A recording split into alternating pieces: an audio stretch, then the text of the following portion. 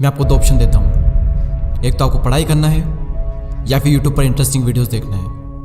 आपको पढ़ाई करना है या फिर मोबाइल में गेम्स खेलना है, तो आपका माइंड, जिसे आप मन कहते हो, वो क्या चूज़ करेगा? 99% से भी ज़्यादा स्टूडेंट का माइंड यूट्यूब के वीडियोस को चूज़ करेगा, मोबाइल गेम्स को चूज़ करेगा। अब सवाल आता है कि क्यों? क्योंकि पढ़ाई एक बोरिंग चीज़ है और यूट्यूब के वीडियोस और मोबाइल गेम्स एक इंटरेस्टिंग चीज़ है, जिसमें हमारे माइंड को, हमारे मन को बहुत ही मज़ा आता है। कई सारे स्टूडेंट के ये क्वेश्चन होते हैं कि पढ़ने में मन नहीं लगता, और जैसे ही पढ़ने बैठता हूँ तो बार बार ध्यान मोबाइल की तरफ चला जाता है, और सिर्फ कुछ ही देर के लिए फ़ोन पर जाते हैं, लेकिन घंटों बिता करके आते हैं उस फ़ोन पर। पता ही नहीं चलता कि कब टाइम निकल गया, और तुम्हें भी पता नहीं चलेगा कि कब तुम्हारी ज़िंदगी बर्बाद हो गई। क्यों होता है ये सब? देखो, आग को जलने के लिए ईंधन चाहिए होता है, उसी तरह हमारी ज़िंदगी को चलाने के लिए एक पर्पस चाहिए होता है, एक इंस्पिरेशन चाहिए होती है। होनी चाहिए कि यार ज़िंदगी में ऐसे ही नहीं मरना है, कुछ न कुछ तो करना है। और चलो मान लिया कि आप बहुत कुछ बड़ा नहीं भी कर सकते, लेकिन अंदर से ये तो होना चाहिए ना कि मेरी जो भी की सिचुएशन है, इससे मुझे थोड़ा ऊपर उठना है।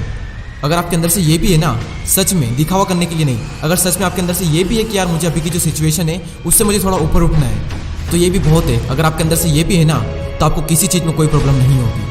आपको कहीं पर भी ये नहीं देखना पड़ेगा कि पढ़ने में मन कैसे लगाएं, आलस को कैसे दूर करें, बल्कि थोड़े टाइम के बाद आप लोगों को बता दोगे कि पढ़ाई में मन कैसे लगाएं, आलस को कैसे दूर करें।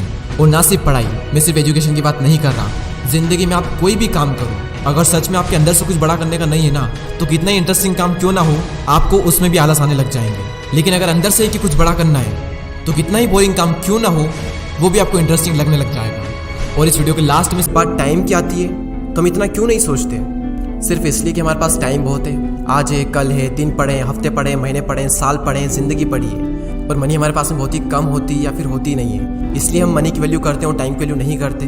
तो अगर तुम्हें भी ये लगता है ना कि टाइम बहुत है, तो तुम सबसे बड़े भ्रम में जी रहे हो। जैसा कि 2000 साल पहले गौतम बुद्ध ने कहा था कि इंसान की सबसे बड़ी गलती ये सोचना है कि उसके पास टाइम है। और जिन लोगों को ये लगता है कि पैसा टाइम से बड़ा है या फिर पैसा टाइम के बराबर भी है, तो मेरा मानना ये है कि टाइम पैसे से भी बड़ा है। हम टाइम से तो पैसा बना सकते हैं, लेकिन पैसे से टाइम कभी नहीं बना सकते। बीता हुआ 1 सेकंड भी 1 अरब रुपए देने के बावजूद भी वापस नहीं मिलता। कुछ लोग ये कहते हैं कि मेरे पास टाइम नहीं है। ताश के 52 पत्ते सब में बराबर बांटे जाते हैं, उसी तरह टाइम भी हर इंसान में बराबर बांटा गया है। हर इंसान को 24 घंटे दिए गए हैं। क्रिश्चियनों कितना इसका सही से यूज़ कर सकता है, यही चीज़ आपको महान बनाती है। मार्क ज़करबर्ग अपना टाइम लेने के लिए, लेकिन ज़िंदगी दोबारा से नहीं मिलती फिर से वक्त बदलने के लिए। अरे चींटियां भी गर्मी के मौसम में खाना स्टोर करके रखती है ताकि उसे बारिश में आराम से खाना मिल सके, और इसके लिए वो गर्मियों में खूब मेहनत करती है, क्योंकि उन्हें पता है कि अगर हमने अभी खाना स्टोर करके नहीं रखा तो बारिश में भूखे मर जाएंगे। हर दिन आपके बैंक अकाउंट में पैसे ऐड नहीं होते, लेकिन आपके लाइफ के अकाउंट में हर दिन 86,400 सेकंड ऐड होते हैं, और डेली दिन के एंड तक 1 सेकंड भी आपके पास नहीं बचने वाला। तुम इसे जितना अच्छे से खर्च कर सकते हो कर डालो। 1 सेकंड को भी पड़े मत रहने दो अपने लाइफ के अकाउंट में। सुबह उठते ही सबसे पहले अपने आप से कहो कि आज के दिन का मैं 1 सेकंड भी वेस्ट नहीं करूंगा।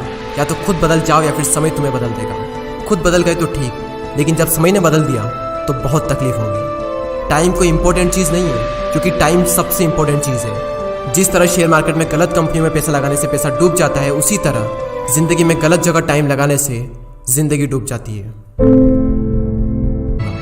कि रात नहीं ख्वाब बदलता है, मंजिल नहीं कारवा बदलता है। जज्बा रखो जीतने का, क्योंकि किस्मत बदले या ना बदले, पर वक्त ज़रूर बदलता है। और मेहनत इतनी करो कि जब भी कोई तुम्हारी कहानी सुने तो उसके रोंगटे खड़े हो जाए।